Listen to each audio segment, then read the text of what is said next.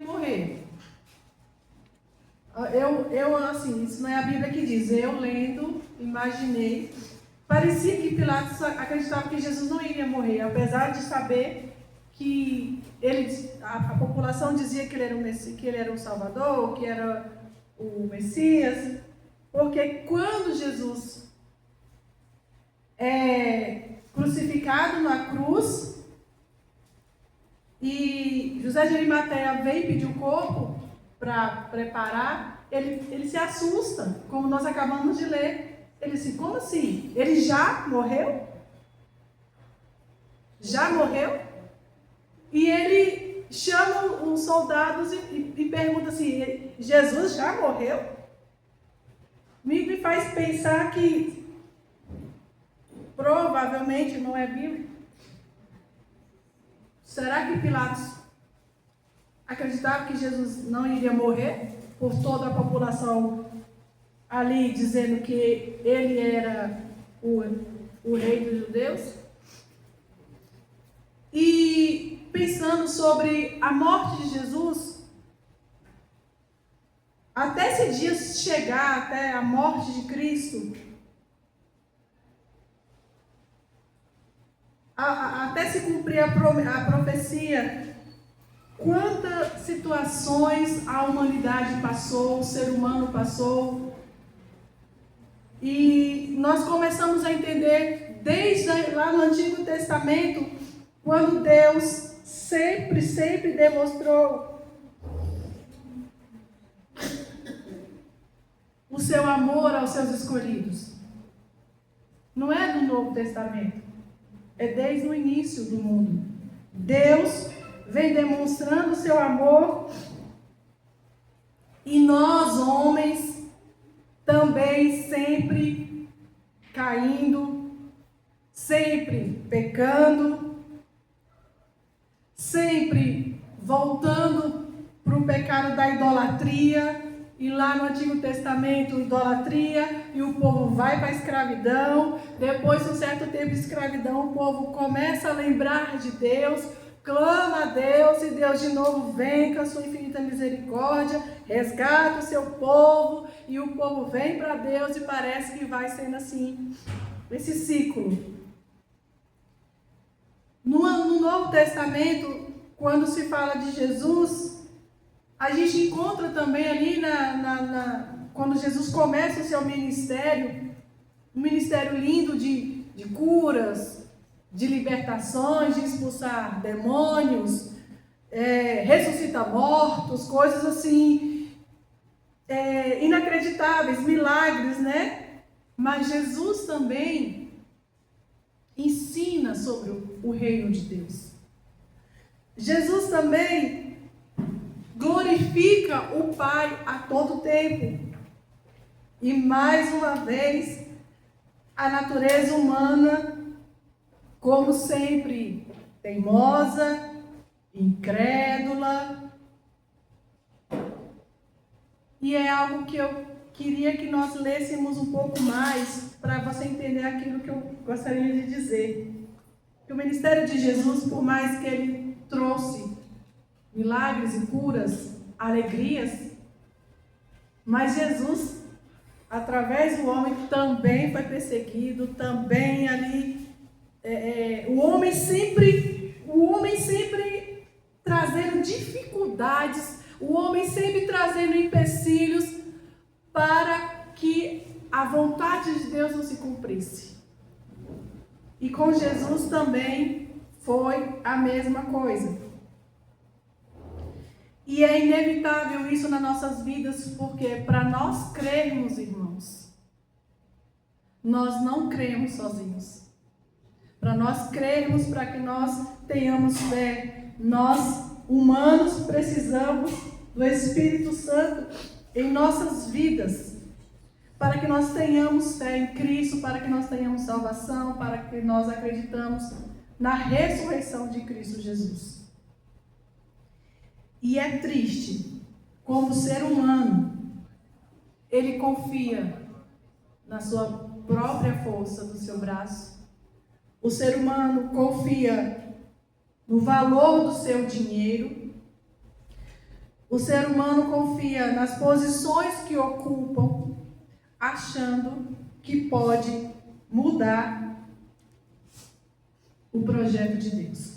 Abra comigo, vamos ler Mateus novamente, 27. Vamos ler um pouquinho bem extenso. O ser humano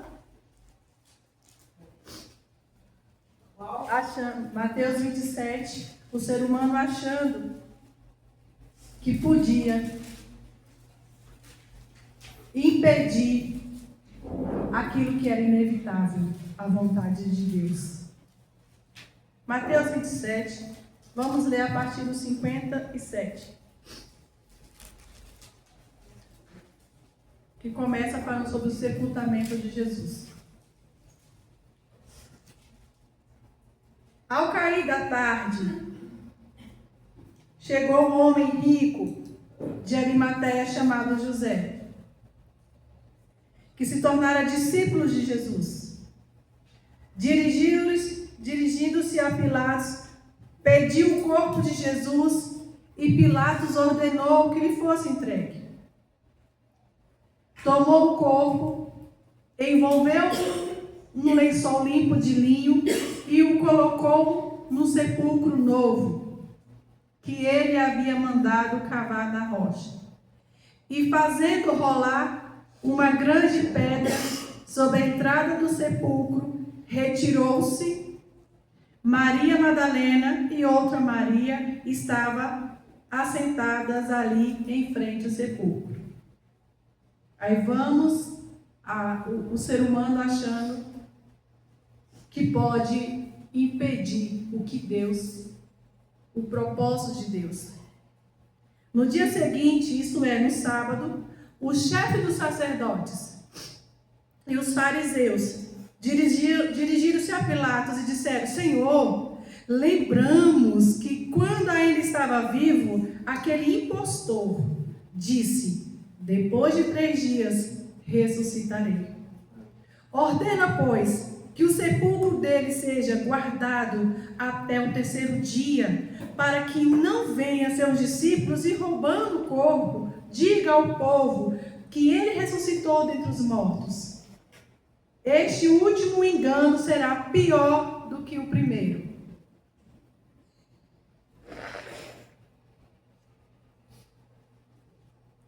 Levem um descantamento, respondeu Pilatos. Podem ir e mantenham o sepulcro em segurança como acharem melhor. Eles foram e armaram um esquema de segurança no sepulcro. E além de deixarem um descantamento montado de guarda, ou seja, guardas lá, lacraram a pedra. Depois do sábado, tendo começado o 1º dia da semana, no 28, Maria Madalena e outra Maria foram ver o sepulcro. E eis que sobreveio um grande terremoto, pois o anjo do Senhor desceu dos céus e, chegando ao sepulcro, rolou a pedra da entrada e assentou-se sobre ela. E sua aparência era como um relâmpago, e suas vestes eram brancas como a neve. Os guardas tremeram de medo e ficaram mortos.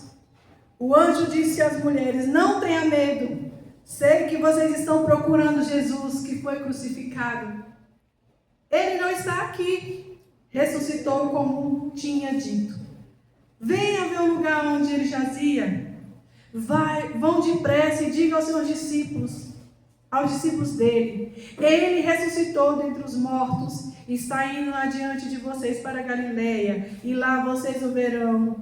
Notem que eu já os avisei. As mulheres saíram depressa do sepulcro, amedrontados e cheios de alegria, e foram correndo anunciar aos discípulos de Jesus. De repente, Jesus as encontrou e disse: salve! Elas se aproximaram e abraçaram-lhe os pés e o adoraram. Então Jesus lhe disse: não tenha medo, vão dizer aos meus irmãos que se dirijam para Galileia, e lá eles me verão. Mais uma vez o ser humano. Enquanto as mulheres estavam A caminho, alguns dos guardas dirigiram-se à cidade e contaram ao chefe dos sacerdotes tudo o que havia acontecido. Quando os chefes dos sacerdotes se reuniram com os líderes religiosos, elaboraram um plano. Deram aos soldados grande soma de dinheiro, dizendo-lhe: vocês devem declarar o seguinte: os discípulos dele vieram durante a noite e furtaram o corpo enquanto estávamos dormindo. Se isso chegar aos ouvidos do governador, nós lhe daremos explicações e livraremos você de qualquer problema. Assim, os soldados receberam o dinheiro e fizeram como tinham sido instruídos.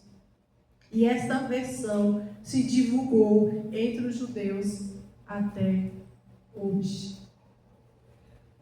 Mas observando tudo isso, ainda que os chefes dos sacerdotes e os fariseus prepararam até o último minuto perseguindo Jesus, eles não conseguiram impedir o inevitável.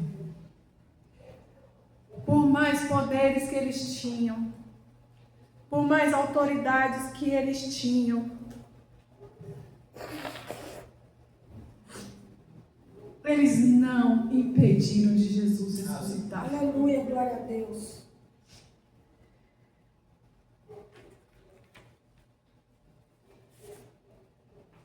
Quando Maria chega no sepulcro para cuidar do corpo de Cristo, essa frase fica maquinando na minha cabeça. Ele não está aqui. Louvado seja Deus. E começou um plano salvífico na minha vida, na sua vida, lá quando começou haja luz. Hoje só nós estamos aqui, irmãos, porque o plano de Deus se concretizou. Nações se levantaram, homens poderosos se levantaram,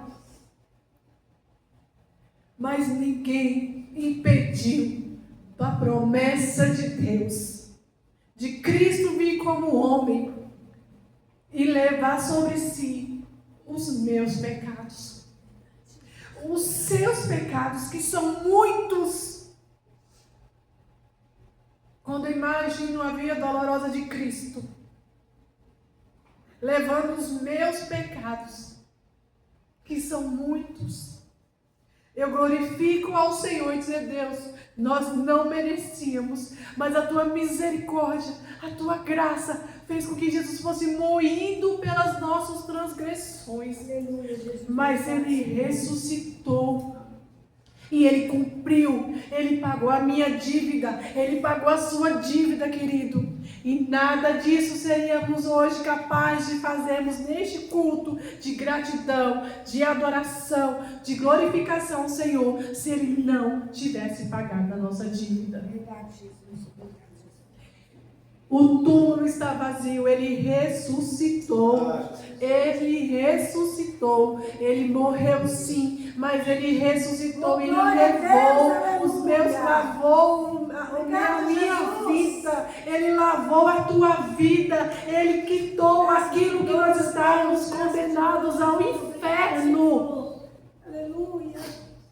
Ele ressuscitou. E nós também ressuscitaremos com ele naquele dia. E nós moraremos com ele.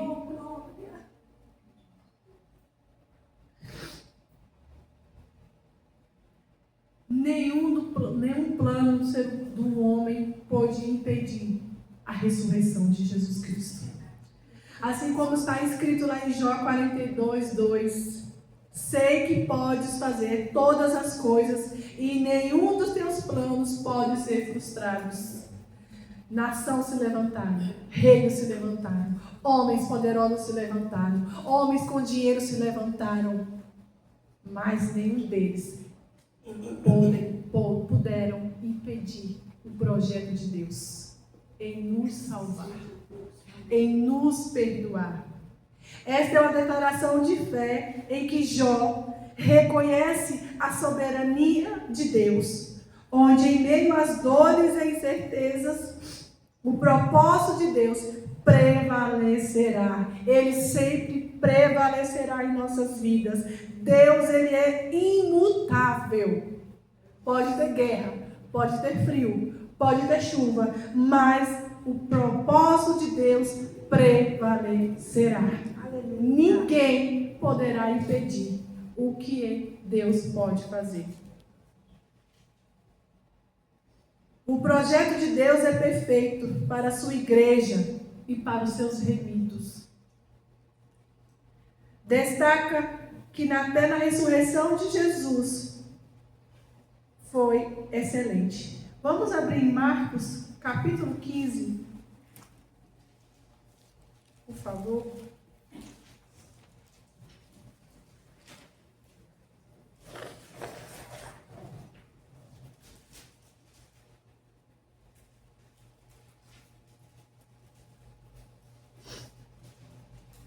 Deixa eu confirmar aqui.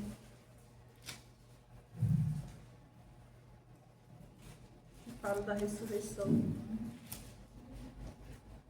de Jesus, que aqui também em Marcos também diz de uma outra forma, né?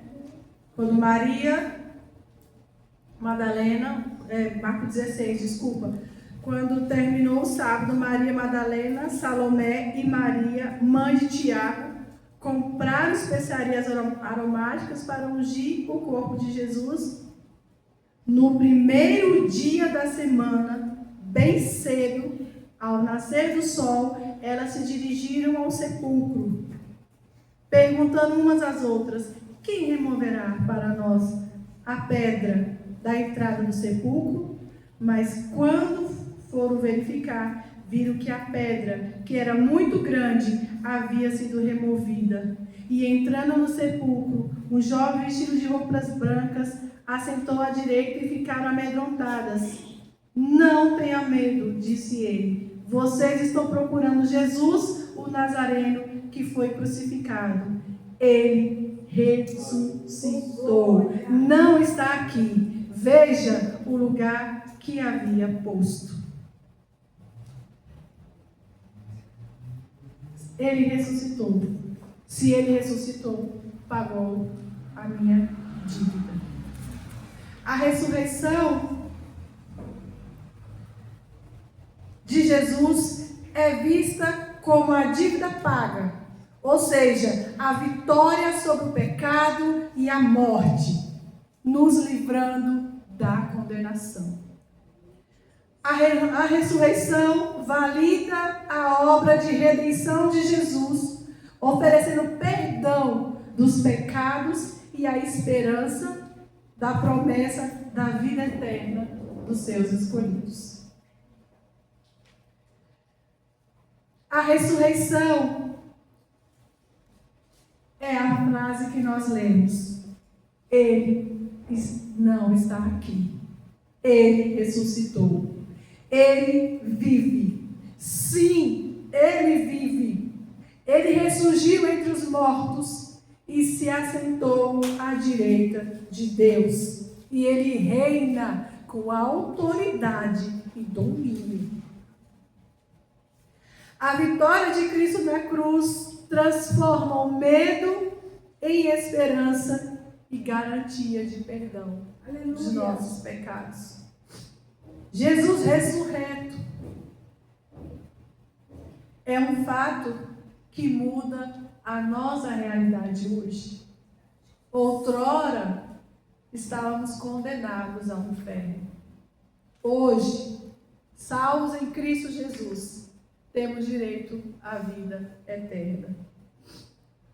O cenário da morte, o sepulcro, foi transformado em um lugar de vitória, quando o anjo anunciou: ele não está aqui, ele ressuscitou.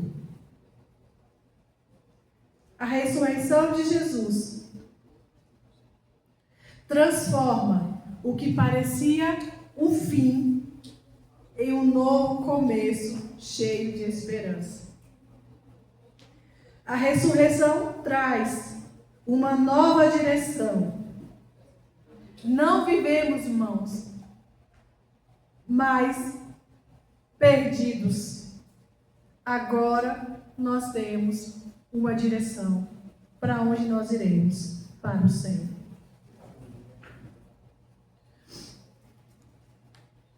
A ressurreição de Jesus também nos ressuscitará com Ele. Você crê nisso? Cristo, o nosso Salvador, não é uma história. Ele é real. Ele é real. Quem encontra Jesus nunca permanece jamais o mesmo. A vida ganha direção quando Ele nos encontra. Jesus não está no túmulo. Oh, glória, aleluia. Ele vive. Oh, maravilha, aleluia. Não esqueça disso, Ele vive. E se um dia você esquecer, nós temos a ceia todos os meses para te lembrar disso. Verdade. Ele vive. Oh, glória. Ele levou sobre si o pecado de toda a humanidade, inclusive o seu, inclusive o meu. Obrigada, Jesus. O sacrifício de Cristo por nós foi tão difícil, irmãos, que por mais que passe filme para nós entendermos, por mais que nós lêssemos teólogos formados em interpretação e exegese, a gente jamais vai compreender o sacrifício de Cristo na cruz por nós. Nós só temos que segui-lo, obedecê-lo, porque quando Jesus ele é ressuscitado, ele vai de encontro aos seus discípulos e entrega a missão, reforça a missão dos seus discípulos.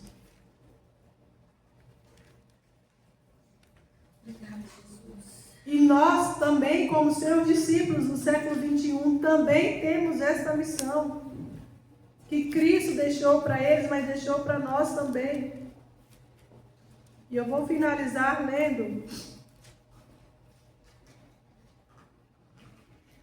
novamente Mateus 28, versículo 20.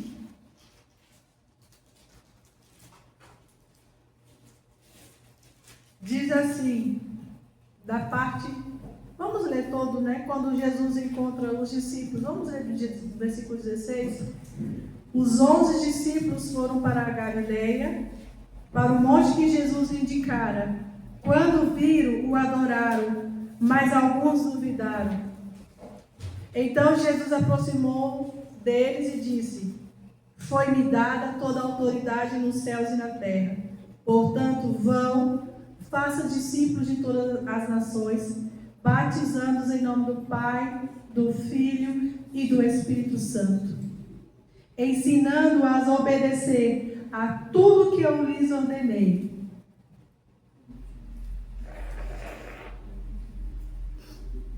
E essa promessa também é para mim e é para você também. E eu